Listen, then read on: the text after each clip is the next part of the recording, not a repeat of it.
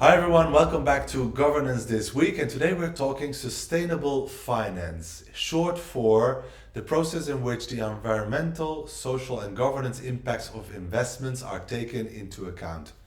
We do so together with STG Professor Kenneth Amaeshi, who was in Brussels to discuss exactly this topic with a focus on Africa, Asia and Latin America. Welcome, Kenneth.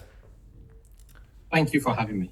Great to have you here today to discuss this important topic because, in fact, you are part of a select group of individuals advising the European Commission on how to increase private funding for priorities in EU partner countries. So, to start with setting the scene, what is the share of investments today where these environmental, social, and governance impacts are actually taken into account? And are there differences between the EU level and partner countries? Okay, thank you for that. The idea behind the ESGs, the environmental, social, and governance, is the fact that we need to incorporate or think about environmental issues as well as social issues when it comes to investment decisions.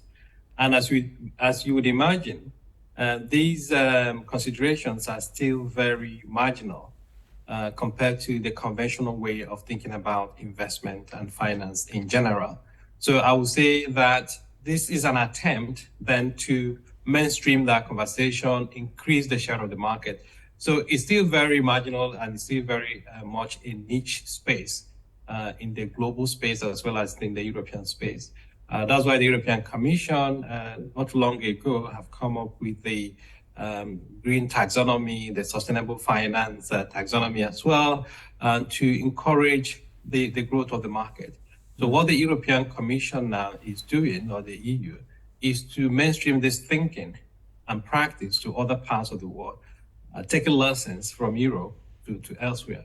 But in order to do that, the Commission recognizes that they can't just go out there and impose or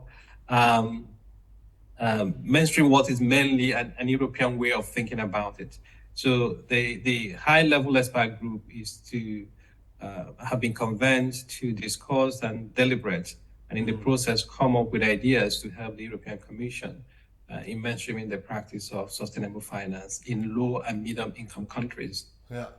So indeed, so you're part of this high-level expert group, as it is called, and I was wondering, like, what kind of there are important challenges, global challenges that need to be tackled, and to increase sustainable investment, in particular in low and middle income countries. But what kind of investments are we actually talking about, and what role do public and private money play in that process? If you look at the Sustainable Development Goals, they require a lot of money in order to finance the gap between where we are and where we want to be by 2030, for example. We are looking at trillions of dollars. But we found out that a lot of money also is around, but it's not in the SDGs, right? The Sustainable Development Goals. So what we're now trying to do is how to create incentives and channels to move the large assets, money-wise, in different parts of the global economy to tackle the SDGs. So one can look at it in terms of financing the SDGs, if you put it that way. But when it comes to sustainable finance, especially from the global north perspective, it's all about the environment, it's about climate change, it's about biodiversity and nature. And one can understand why those aspects take priority, because the European or the global north have found ways to address some of their social challenges. But when you leave the global north and move into the global south or the developing economies, you begin to see that the social issues are still very much prevalent. So issues around health, education, poverty, hunger, that will also require attention, even infrastructure. So sustainable finance in that sense needs to be broader than just the focus on climate change, because in the global north, sustainable finance simply means climate finance. So, but if you put it in the context of the global south, then it needs to change. It needs to accommodate the other priorities and challenges confronting that part of the world. And the question here is, how do we finance those things, and where will the money come from? So it may come from governments, it may come from private sector, the DFI, development finance institutions. There are different actors that will need to come in place to make this work. But we're also looking at the role of market. Say, for example, in Europe, you have the carbon trading scheme. So how can the market system also help the developing economies finance their sustainable development goals? So we need to put those mechanisms in place. We also need to look at the right incentives, the right instruments, the role of financial services, or financial services institutions, the banks, the insurance companies, the pension funds. They need to also be more alert to these needs in order to come up with the necessary products, services, instruments to address them. Yeah. So there are a lot of factors at play here, and of course in the expert group there are people with a lot of different backgrounds. I was also wondering, so your recommendations to the European Commission on these issues are expected by mid 2023, and can you give us an idea of what kind of things you will be reporting about? What kind of things can we expect? Yeah, it's still very much work in progress. There are three groups working together. And the different groups are looking at ways to mainstream the conversation. So I'm in a group that is looking at measurement issues. What you don't want is also a situation whereby you replicate efforts or duplicate efforts. So how do we ensure we harmonize these measurement tools that are flying around? Because one of the critical things when it comes to mainstreaming sustainable finance is the issue of quantification. How do you know the impacts you're creating? How do you measure this impact? And there are different frameworks out there, but we need to find ways of reconciling the different frameworks. And frameworks themselves are functions of worldviews and cultures and ways of understanding. So in that sense, we may not necessarily have a singular instrument, but one that probably is based on principles where you need to pay attention to your local conditions as well as the needs in order to determine how to move forward. That's a possible recommendation that will come from this. So it's about interoperability of the different frameworks and how they can work together. But there are also recommendations that may be in terms of incentives. What sort of incentives can developed economies provide for developing economies to participate? What sort of concessional finance is required? And at what point, what sort of conditions? Because concessional finance can in itself also distort the market. So there are different conditions to be explored, and the European Commission will receive such advice and then reflect on how to take them to the emerging market. But there is also a view that it's not a one-way direction. The emerging markets may also have their ways of doing things, and one of the critical elements is to invest in capacity building. So unless they are all at par to an extent in terms of thinking about these issues, they will continue to struggle.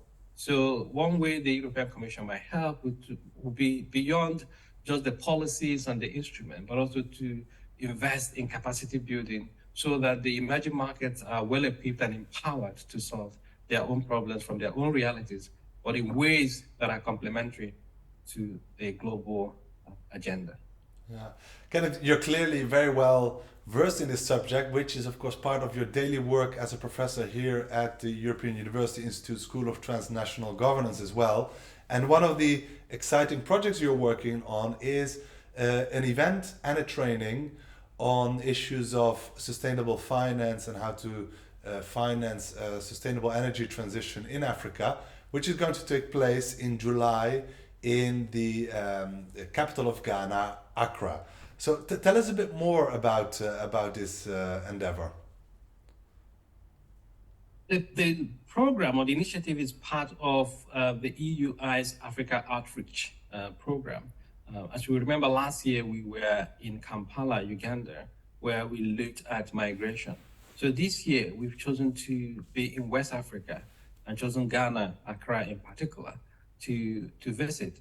And the idea here is that we want to look at issues that are topical to the different parts of Africa we visit.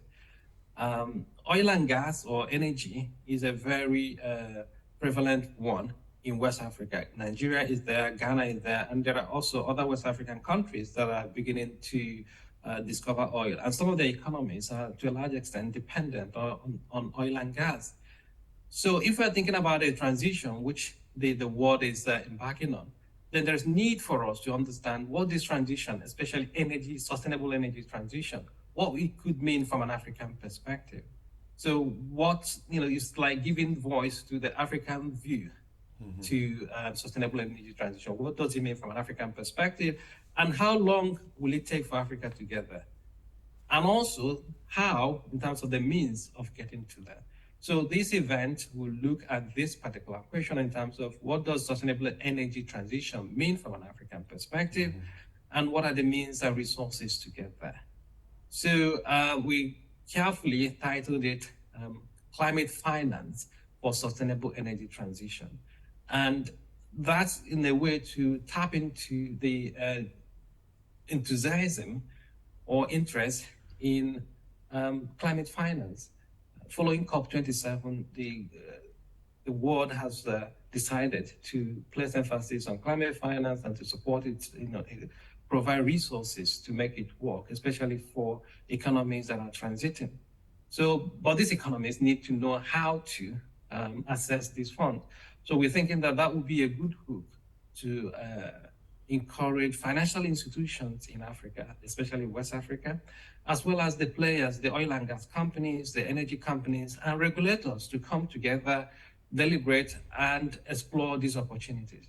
So we'll have a high-level event on the first day, which would be an opportunity for senior policymakers, as well as business leaders and the civil society organizations to dialogue and talk about these questions in relation to sustainable energy in Africa, what it means, and ways to get there. And following that, we have a 2-day training program for senior people in different organizations, especially the sectors I've highlighted, the financial services sector, the oil and gas, traditional oil and gas sector that is now becoming an energy sector, and your power sector, as well as the regulators and policymakers. And the training will equip them with the technical skills required to engage with these issues. So we'll look at, the meaning of climate finance in the program, and also the energy needs of Africa, because we need to understand the energy needs. The energy needs will provide the opportunities. And to solve these energy needs, we need to look at them from a sustainability perspective. And once we've considered the energy needs and the sustainability perspective required to address them, then we think about what sort of money can help us do that. And that's where climate finance comes in. And we have our colleagues, the EUI, as well as those in Ghana, because at the end of the day, we want to make this a true partnership. We are not going to Ghana as tourists, but going there to build long-term relationships that will continue these conversations. Together with our colleagues in Ghana, we'll be able to explore this in detail and provide participants with practical tools that will help them hit the ground running, so to speak, at the end of the program. Great. Those are fantastic prospects for summer 23, and viewers who are interested in the topic can follow the link in the description to learn more about this project. Kenneth, it was great to have you here to talk some more about sustainable finance, which is a term we come across quite often, but it was good to kind of peel off some of the first layers. And I also, among other things, retain very much that this is not only about the environment, in particular if we talk about low and middle income countries, but also about social issues that are very important to those countries. And that, of course, this is very much a collaborative process where the countries themselves are, and need to be in the driving seat. Thanks a lot for joining us, Kenneth, and have a great rest of the day. Thank you.